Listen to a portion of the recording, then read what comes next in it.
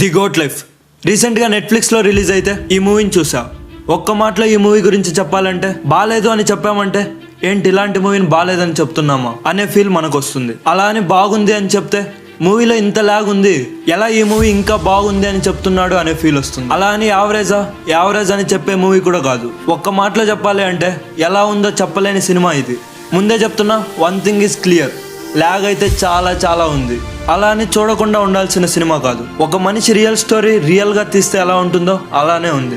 ఈ మూవీలో పృథ్వీరాజన్ గారి యాక్టింగ్కి ఏ అవార్డు ఇచ్చినా తక్కువే. ఆ బాడీ ట్రాన్స్ఫర్మేషన్ కానీ ఆ యాక్టింగ్ కానీ అన్నీ ఎక్స్ట్రాడినరీగా ఉన్నాయి. ఒకానొక సమయంలో హీరో బట్టలు లేకుండా కనిపిస్తాడు. ఇలాంటి క్యారెక్టర్స్ ఒక స్టార్ హీరో చేయాలి అంటే ఎంతో డేర్ ఉండాలి. అలాంటి డేర్తో తీసిన మూవీ ఇది. డైరెక్టర్ ఎవరైతే ఉన్నారో మూవీని ఎమోషనల్గా కనెక్ట్ చేద్దామో అనుకున్నాడు. బట్ యాక్చువల్ ఆడియన్స్కి అయితే మూవీ ఎమోషనల్గా కనెక్ట్ అవ్వదు. బట్ ఎవరైతే గల్ఫ్ దేశాలకు వెళ్ళింటారో వాళ్ళకి ఖచ్చితంగా ఎమోషనల్గా కనెక్ట్ అయిపోతుంది.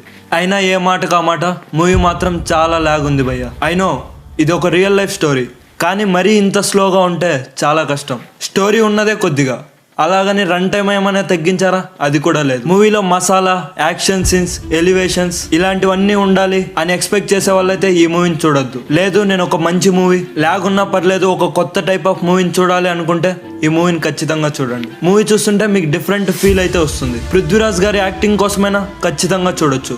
ఆయన యాక్టింగ్ చేయలేదు, జీవించేశారంతే. స్టోరీ ఏం లేదు. హీరో అండ్ ఇంకో అతను గల్ఫ్ దేశానికి వెళ్తారు. అక్కడ ఒక ఆయనకు దొరుకుతారు, వాళ్ళని ఎడారిలో పోయి వదులుతాడు. ఇక ఆ ఎడారిలో వాళ్ళు ఎన్ని కష్టాలు పడ్డారు, అక్కడి నుంచి ఎలా తప్పించుకున్నారు అనేదే స్టోరీ. ఫైనలీ కొత్త టైప్ ఆఫ్ మూవీస్ని చూడాలి అనుకునే వాళ్ళైతే ఈ మూవీని చూడండి. లేదు మసాలా ఉండాలి, యాక్షన్ సీన్స్ ఉండాలి అనుకునే వాళ్ళైతే స్కిప్ చేయొచ్చు. ఓవరాల్గా ఈ మూవీకి నేను ఇచ్చే రేటింగ్ 2.5 out of 5. ఒకవేళ మీరు ఈ మూవీ చూసింటే మీకు ఎలా అనిపించిందో కామెంట్ చేయండి. That's it for today. Thanks for watching.